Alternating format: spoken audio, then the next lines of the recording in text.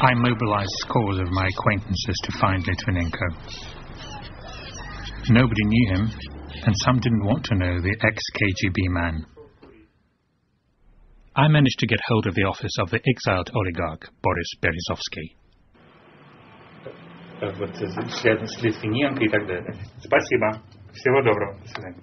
From that conversation, I found out about a meeting in the House of Lords devoted to the war in Chechnya. I'd heard that Litvinenko was a harsh opponent of the war in Chechnya. I asked Vanessa Redgrave, with whom we'd worked on our Chechen film, whether she knew Litvinenko. She didn't. Сразу же после трагедии 11 сентября мы заявили о своей готовности на сотрудничество с международной коалицией по борьбе с международным терроризмом. As I'd been tipped off by his office, Berezovsky turned up at the meeting. Фактура там, то, что я с чем знаком, она действительно полностью соответствует тем документам, а самое главное тому опыту, который лично Литвиненко имеет. In the 90s, Berezovsky was among Russia's leading politicians. Berezovsky first supported Putin in his miraculous rise to power from obscurity, but then fell out with the new president. Мобильный телефон 077 68 394. Счастливо. До свидания. On a cold November night in 2002, I was at last in possession of Litvinenko's address.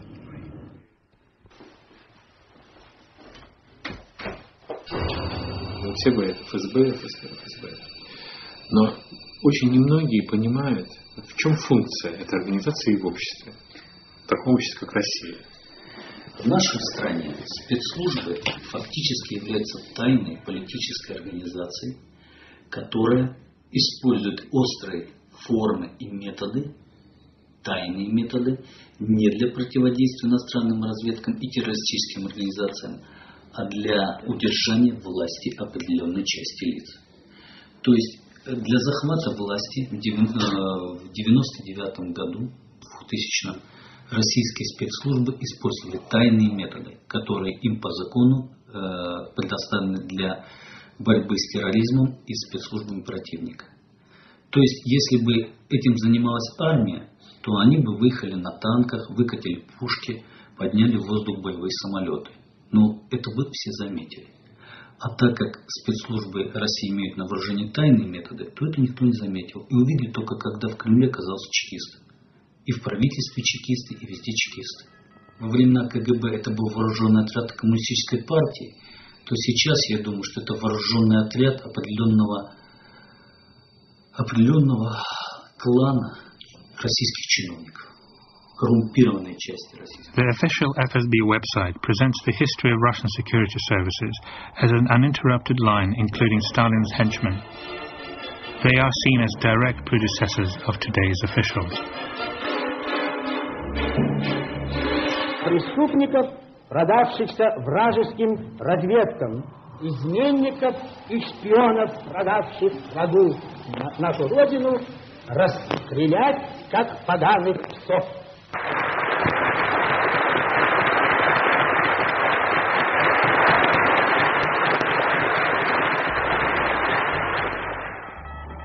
I heard about the KGB since early childhood.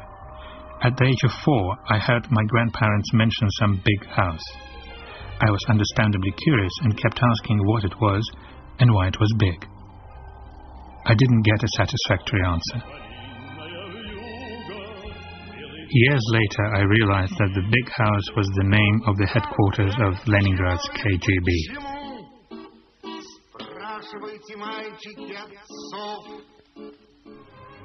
Здесь воспитывают смелость, находчивость, верность долгу. The faith in the hero risking his life for the state was an important trait of our child naivety.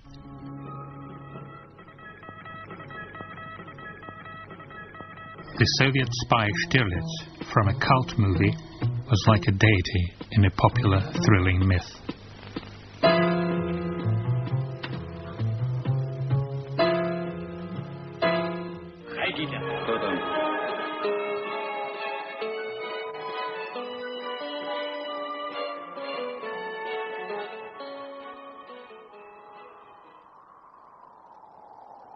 The romanticism of mystery and danger in the service of the country was contagious. But even then, I doubted idealism could be the only motivation for wanting to work in the KGB.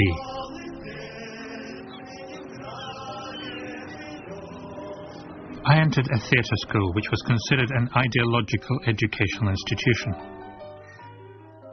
It soon turned out that I wasn't up to the proper ideological level. Довольно серьезно. Часто бывает так, набирает 25, а кончает 18. А то и меньше. I was looking for love in the strangest places. Wasn't a stone. We hanged out, we fooled around, but we were always aware that there was an informer among us. I still remember my classmates, but I still don't know who the informer was. One fine morning, I was picked up by two in plain clothes.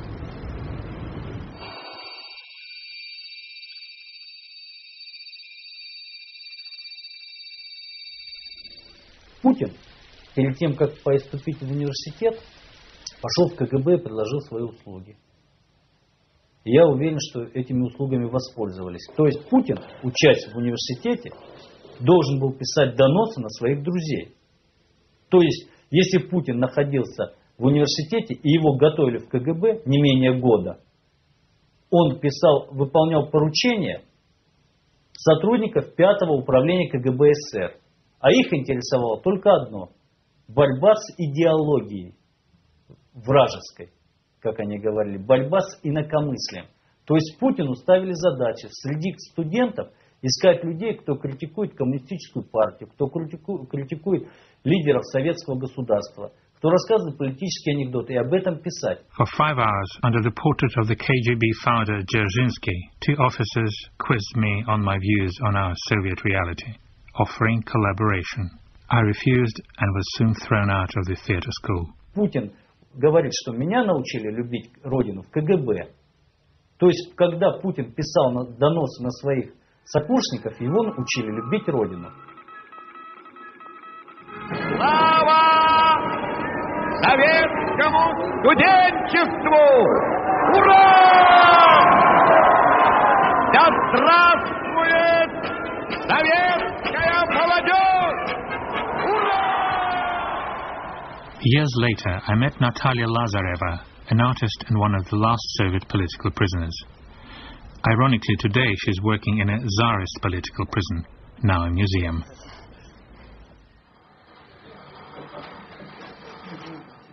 Вот та самая перспектива, где туда приводили народовольцев, где они были. Вот одна была из камер. Dostoevsky, Kropotkin, Gorky were all prisoners here, even Lenin's brother. Страшно всегда было, в любое время.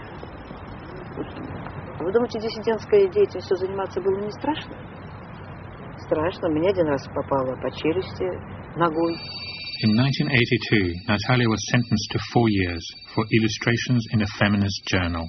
In the camps, she was beaten and starved. The investigation materials in her case comprised 7 thick volumes. Статьи не должно было быть такой вообще. Что такое антисоветская агитация и пропаганда? Господи. Человек сказал правду, уже антисоветская агитация и пропаганда. Но сегодня, наверное, нельзя ругать тоже правительство, я не знаю. Есть же статья за клевету. Каждый день были допросы. 3 месяца меня допрашивали. Черкесов. Знаете такое, да, фамилия? Я как сейчас помню. Он заходил в кабинет к Егереву. Просто какие-то бумажки передавал, что-то спрашивал, а это кто? А, это Лазарев. Ну, так. Когда мне Славочка Долинина сказала, слушай, Черкесов баллотируется в депутаты, я говорю, кто такой Черкесов? Да не знаю я его. Но когда его показали по телевизору, я сразу его вспомнила. Простите, в однозоне таких людей называют шестеркой. Но что они делали с нами? Вопрос. Нас-то зачем было трогать? Mr. Cherkesov is a typical representative of today's capitalist elite stemming from the communist political police. Early in his career, he would consider possession of poems by Anna Akhmatova as proof of a dissident's guilt. 30 октября. Литейный, 4. When Putin came to power, he made Cherkesov, a KGB colleague from St. Petersburg, the president's plenipotentiary representative in northwest Russia. Против прежней карательной организации НКВД, ГПУ, КГБ